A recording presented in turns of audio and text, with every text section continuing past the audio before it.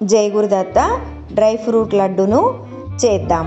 ఒక పాన్ పెట్టుకొని అందులో 1 స్పూన్ నెయ్యి వేసి 2 స్పూన్ల గోందు పలుకుల్ని వేసి వేపాలి.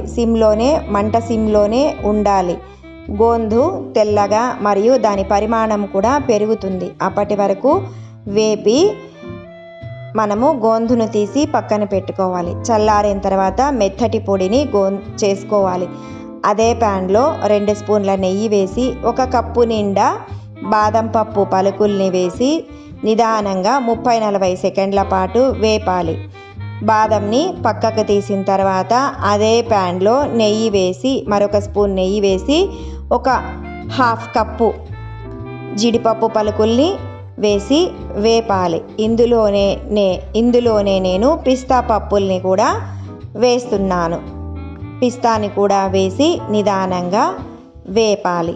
వేపిన తర్వాత పక్కకు తీసి పెట్టుకోవాలి.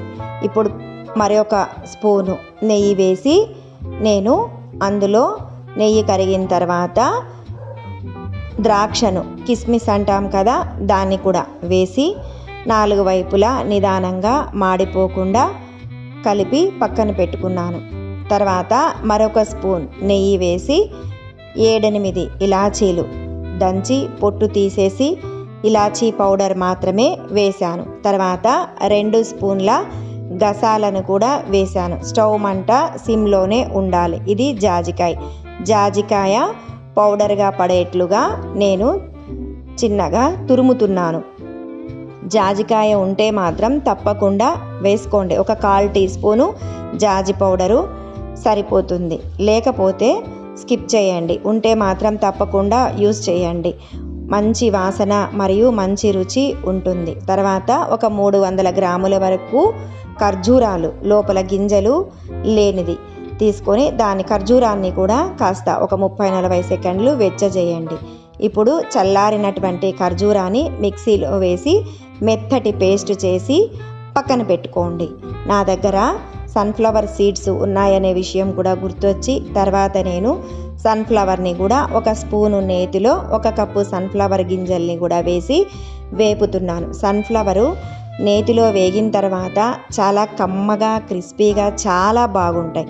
సన్ఫ్లవర్ కాస్త షార్ప్గా ఉంటుంది కాబట్టి నేను సన్ఫ్లవర్ గింజల్ని కూడా 1 పలుకు వచ్చే వరకు నేను మిక్సీలో వేసి మిక్సీ చేసి పెట్టుకున్నాను. పలుకుగా మిక్సీ చేసి పెట్టుకున్నాను సన్ఫ్లవర్ గింజల్ని. ఇప్పుడు ఒక పళ్ళెంలో మనం వేపినటువంటి మొత్తం అన్ని రకాల నట్స్ని వేసి డ్రై ఫ్రూట్ ముద్దని కూడా వేసి గోందు పౌడర్ని కూడా వేసి అన్నింటినీ కూడా వేసి ఒక 3-4 టేబుల్ స్పూన్స్ నెయ్యి వేసి మెత్తగా గట్టిగా అదుముతూ మనము మిక్స్ చేసుకోవాలి. ఆ ఖర్జూర పేస్టులోకి అన్ని రకాల పప్పులు కలిసేట్లుగా గట్టిగా మిక్స్ చేసుకోవాలి. ఇప్పుడు నేను వేసిండేది గోందు పౌడర్. వేసిన తర్వాత గట్టిగా ప్రెస్ చేసుకుంటూ ఉండలు చుట్టుకోవాలి. ప్రెస్ చేసేప్పుడు గట్టిగా ఉంటాయి కానీ తినేటప్పుడు చాలా సాఫ్ట్గా ఉంటాయి.